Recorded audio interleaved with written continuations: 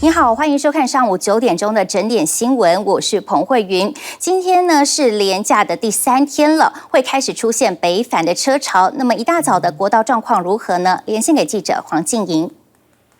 好的，主播，今天是中秋连假的第3天，其实在昨天下午开始就陆陆续续出现一些北返的车潮，而今天的车流量呢，预估可能会更多。不过以目前即时路况来看，在早上8点左右开始呢，在新竹的西向路段是出现了车多的情形，一路上呢是走走停停的，更是一度出现紫爆的状况，时速慢到只剩17公里。不过目前来看，持续的在疏解当中，以现况来说，已经恢复顺畅的时速了。另外，在国五大家都很关心，其实一早都还算是蛮顺畅的。北返的方向呢，坪林往石碇都可以正常的速度来行驶。另外，坪林到头城双向的部分，目前也都能维持70几公里左右的时速，而其他地方的路段呢，目前也都是蛮顺畅的。另外，今天高局也是预估了会开始出现北上的车潮，是平日的1.4倍，有几项的疏导措施也是要提醒观众朋友，包括了下午2点到晚上9点呢，国五苏澳到头城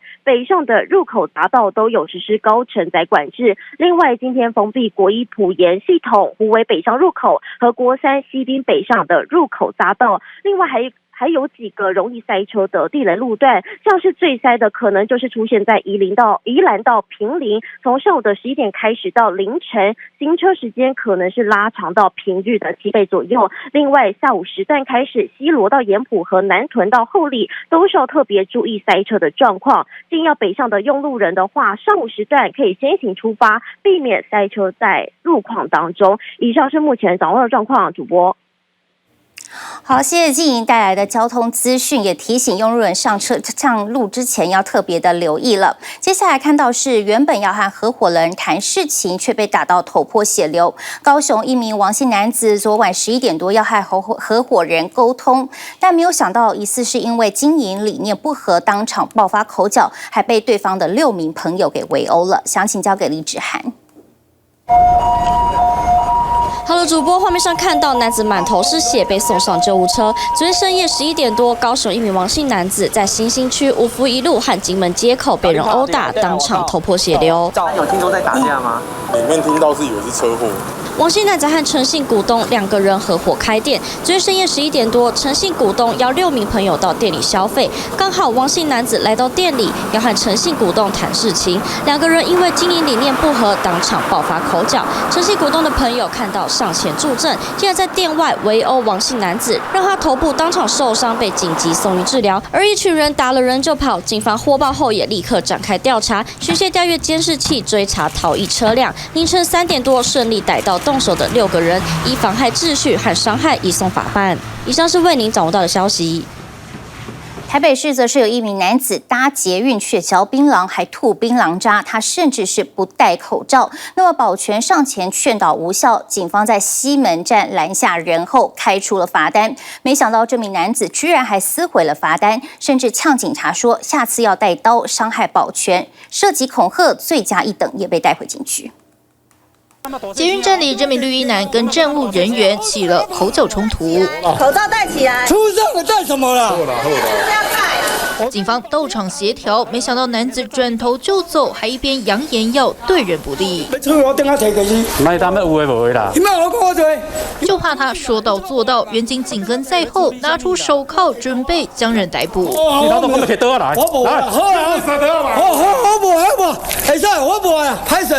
眼看警方要强势执法，男子嚣张气焰全没了，开始求饶，但他已经涉及恐吓，还是被带回警局。因为他要吃槟榔，他一定是口罩这样拿下来，反正他就故意的就对了。2号下午1点，这名45岁洪姓男子要搭乘捷运板南线，在江子翠站上车前，不仅没戴口罩，还乱吐槟榔汁，遭到民众检举。到西门站时，保全上前劝阻，双方却起了口角冲突。他还扬言要拿刀对保全不利，没戴口罩又吃槟榔，遭到开罚，还当场撕毁罚单。你知道捷运里面不能吃东西，被劝导为什么要吃？用手遮住脸，狼狈走出警局。其实洪姓男子这样的脱序行为已经不是第一次，2年前也曾在捷运上吃槟榔跟保全杠上，这回又再犯，加上疫情期间没戴口罩，最高恐怕将面临22500元的罚单。TVBS 新闻于吴启、洪富华、陈芷芳 SNG 小组台北采访报道。带您关注国际焦点，美国总统川普确诊之后就被即刻隔离，开始治疗。稍早他也在 Twitter 上释出了一段录影，感谢大家的关心，说自己和第一夫人的情况还不错。Thank everybody for the tremendous support. I'm going to Walter Reed Hospital. I think I'm doing very well, but we're going to make sure that things work out. The First Lady is doing very well. So thank you very much. I appreciate it. I will never forget it. Thank you. 而川普确诊之后呢，他是出现了些微轻微的症状，因此白宫的团队也建议他前往马里兰州的华特里德军医院来进行这个预防性的住院。而且他确诊前呢，这是他确诊之后第一次出现在媒体面前，你可以看到他还有对着记者比赞，甚至还对镜头挥手。不过，川普目前是有一些低烧，还有咳嗽、鼻塞等症状，因此白宫的团队才会建议他采取预防性住院观察的方式。而就在川普确诊之后，他的竞选对手拜登在消息传出近9个小时后，终于在 Twitter 发声。拜登说，他和夫人期盼川普还有梅兰妮亚都能够早日康复，他也会继续来为总统和第一家庭的健康祈祷。稍后，他更宣布撤下了所有攻击川普的负面广告。不过，川普阵营这边呢是表示他们不会跟进，而拜登和太太吉尔的检测结果也出炉了，证实是阴性的。其他包括众院议长裴洛西、美国财政部长穆钦，还有曾经来访过台湾的美国卫生部长阿扎尔，也通通都是阴性的。No, I'm negative. Yes, as of 20 minutes ago or 30 minutes ago. 美国总统川普确诊，国务卿庞佩奥和妻子有惊无险，还说自己最后一次和川普见面是在9月15号，时间推算已经很久。那下周的亚洲行还继续吗？ I talked to my doctor back in Washington, the State Department medical team.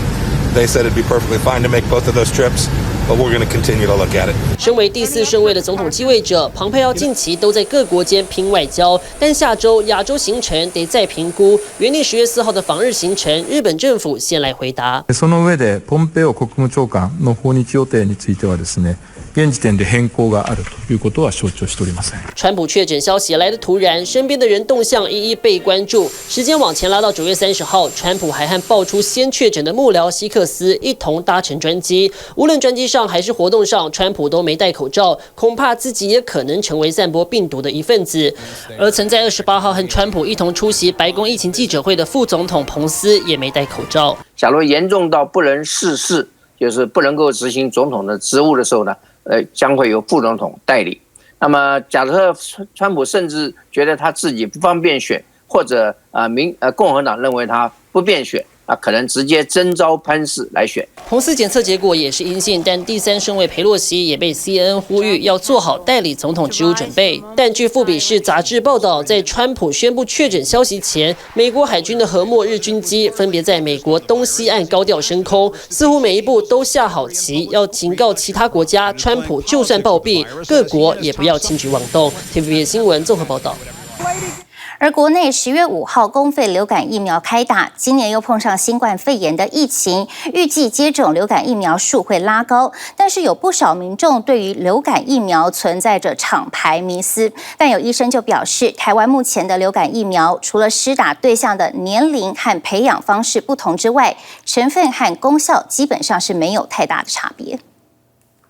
各种疫苗的效力应该是要一样的，只是说国光的呢，因为是国产的，大家习惯上呢总是觉得说，好像说进口的比较好。10月5号公费流感疫苗开打，诊所进哪个厂牌是儿科医师最近最常被问的问题。今年的流感疫苗，除了我手上的这个赛诺菲之外，还有像是东洋、GSK， 还有国产的国光。那除了 GSK 是自费的之外呢，其他都可以公费施打。那到底这4个功效上有什么差别？不论公费或自费，2020流感疫苗皆为4价，但多了往年没有的东洋细胞培养疫苗，让对鸡蛋过敏的民众可以选。若自费，价格也是最高的。年龄部分，赛诺菲和 GSK 6个月以上就能打，但东洋和国光要到3岁以上。除了培养方式和品牌产地迷思，赛诺菲是国际大厂 ，GSK 最早上市，都是民众选择因素。公卫疫苗你没有选择的权利，智慧疫苗你就可以选择，大家都打赛诺菲了，那么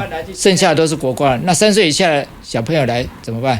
持续进入秋天，流感好发季，新冠肺炎部分症状又和流感类似，医师也呼吁民众应接种流感疫苗，避免诊断困难。你至少你把这个流感预防好，那么你因为发烧、发冷、头痛、全身酸痛的几率减少了。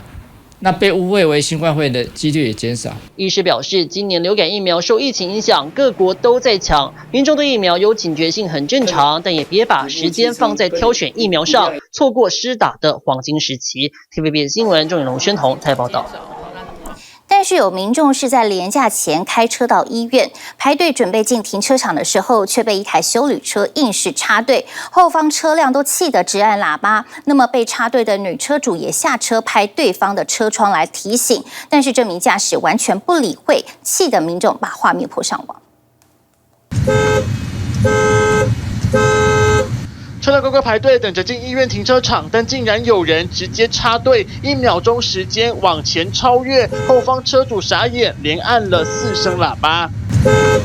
被插队的女车主气不过，下车3步并2步往前跑，用力拍了插队休旅车右后车窗，连续拍了6下，但插队驾驶理都不理，一路往前开。这一起医院的停车插队纠纷就发生在这一栋9层楼的立体停车场。当天是因为连假之前看病探病的人特别多，停车位不好找。一般都还算规矩。那台车我是觉得有点扯。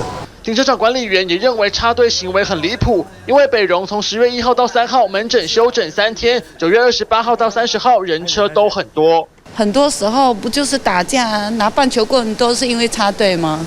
算了吧，因为可能在医院也有急事啊，对不对？可能要赶到急诊室的，对不对？那大家体谅一下嘛，怎么办？民众虽然不认同插队，但大部分的人选择不计较，认为或许对方有急事能够体谅，但其实医院周边车流量大，另外一家在士林的医院则是出现人车争道。医院侧门没红绿灯，民众步行进出走在黄色网状线，但有车辆不礼让，行人只能闪车自保，甚至还有车辆贪图方便违规停在红线和网状线上，这些都能开罚。只是在医院里面停车场违规，因为是非道路，归属私人土地，其实无法可罚。但如果发生事故有车损，报警后警方会到场采证记录，提供民众进行后续调解或求偿。TVB 的新闻就洪俊才报道。台北市有一名驾驶2号凌晨开车前往阳明山，他行经阳金公路的马槽桥弯道处时，疑似是因为车速过快，车子是甩尾失控自撞山壁。那么整个过程刚好都被在旁边拍追焦照的民众给拍了下来。警方事后到场表示，车主他说没有受伤，不愿意就医，也将自行找拖吊车把车给移下山。另外看到的是，连假开车出游真的是不要疲劳驾驶。南投就有一名60岁的妇人，她开车到武岭的暗空公园游玩，天亮之后开车下山，疑似因为精神不济，逆向撞上了2部车，其中一辆车被正面撞击，失控倒退，卡在山沟里。驾驶开车准备前往清境农场，对向白色轿车突然跨过双黄线，逆向冲了过来。先是擦撞银色厢型车，接着在正面对撞，驾驶整辆车被撞到倒退路，一路滑向山壁，最后掉进水沟里。出去！突然车头还冒出了阵阵白烟，驾驶乘客赶紧拿出贵重物品下车逃生。肇事轿车上的乘客也急忙请驾驶赶紧下车。车祸意外发生在南投台14线仁爱国中附近，肇事驾驶是60岁林姓妇人。她跟警方表示，晚上跟朋友一起到暗空公园游玩，天亮之后准备下山，疑似因为精神不济，才会突然开到对向，一连撞上2部车。上合欢山游玩，下山的时候不明原因驾驶车辆偏离车道。警方表示，案发当天是9月30号，4天连假的前一天，往返清境农场车潮不多，交通顺畅。没想到肇事驾驶看完夜景，没有睡饱就开下山，逆向撞车也撞坏了别人出游的兴致。TVB 新闻陈家贵南投采访报道。中秋连假，台南安平老街附近景点人潮是很多的，但是周围免费的停车场早就被停满了。但收费停车场的价格从1个小时20块到70块都有，落差很大。民众表示，虽然是为了方便不得已得停，但是还是觉得太贵了，不合理。安平老街人潮热络，店家大声叫卖，得趁4天连假冲高业绩。人多，但不至于寸步难行。而老街外的道路，车子一辆接一辆，时速10到20公里，大家都在找停车位。最近的安平古堡停车场，1个小时20元，入口处排一列，差不多等10分钟，有人离开才能进场。11点多到，再等大概10分钟。不想等就往外围走200公尺，市府免费停车格，大概30个车位，运气好就有位置。要不炮台对面也有自动收费的，1个小时20元，入场不用等。热门打卡景点树屋也有不少游客来拍照，周遭的停车位免费的一位难求，入口处挤一排，不想等的隔壁平日20元，假日1个小时收费70，嫌贵也得停。像这位先生景点走完，表情很臭，因为停车费200多块。其实你觉得合理吗？假日不合理啊，不合理！你要玩就是要给人家。出来玩有时候你去任何点都是贵啊，价格差呢。这一间庙距离老街要5分钟，庙前广场假日停一次100元，平日不收费，车位也满了。安平停车行情有计次有计时，价格有高有低。至于花莲的志学车站，大学生返乡，车站前机车、脚踏车一辆卡一辆，通道也当成了停车格，里面的车被堵住，哪里出得来？这个都双排的，你后面的轿车根本没有出来了。其实自己还是会往外面再找，也有开车的习惯，所以真的会知道那个回转的空间不太够。乱停车就有民众气得泼网怒批，这就是附近大学生的水准，只管自己方便的停法。中秋连假，民众返乡出游最难解的就是停车问题。TVBS 新闻，艾昭贤、高志宏、黄小琪，花莲台南综合报道。中秋节当晚刚好也是垦丁鹿蟹的繁殖期，因此呢，在台26线的其中一个段，那么垦管处就实施了约2小时的护蟹交通管制，没有想到造成了大塞车，民众是看法两极，但是有专家建议，干脆就把道路架高，一劳永逸解决问题。到底要等多久？真的是很扰民呢，做个地下涵管不就好了？车辆停在路上，驾驶嘴里还碎碎念，因为前方道路管制已经造成后方车辆严重回堵，车流看不到尽头，全都塞在漆黑的道路上。而这个地点是垦丁的台26线，由于遇到中秋连假，车辆早就塞爆了，但会堵车，全都是为了每个月的15、16、17本来就是高在。原来当天遇到垦丁鹿蟹的繁殖季，每年农历6到10月月圆的前后，大批鹿蟹就会从垦丁香蕉湾到沙岛路往海边产卵。因此，垦管处从好几年前就发起志工，在晚上的6到8点进行护蟹管制，封闭10分钟，再开放10分钟。你10分钟 OK 啊，好，这样。没关系，我想大部分就可以吧。人跟动物就要共生啊，对啊，然后总希望说动物也繁殖下一代啊，我赞同。